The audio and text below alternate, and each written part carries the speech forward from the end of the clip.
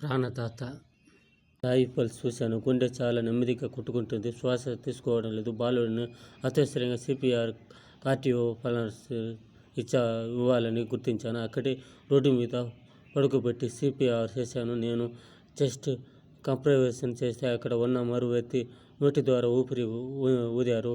సుమారు 5 నుంచి 7 నిమిషాల పాటు ఇలా చేశాను. తర్వాత చిన్నారితో కదలిక కనిపించింది. కళ్ళు అంటూ ఇటు ఇటు తిప్పుతున్నాడు. అయినా సిపిఆర్ కొనసాగించాలను. తర్వాత మా అమ్మ అంబులెన్స్ ఫోన్ చేశారు. అది రావడానికి ఆలస్యం అవుతూ బైక్పై ఆసుపత్రికి తీసుకెళ్ళి చెప్పాను. ఇలాంటి ఘటనలో మెదడుకు అందే రక్త ప్రసరణ ఆగిపోతుంది. సిపిఆర్ ద్వారా రక్త ప్రసరణ జరిగేలా చేయవచ్చు. బాలుడు తలకిందులు పెట్టి ఆసుపత్రికి తీసుకెళ్ళాలని సూచించాను. మనిషిని బ్రతికించడానికి కొంచెం తెలివి ఉపయోగించాలి. ఈ విధంగా అప్పుడే డాక్టర్ 10 ఉన్న బాలుడిని కాపాడడానికి తెలివిగా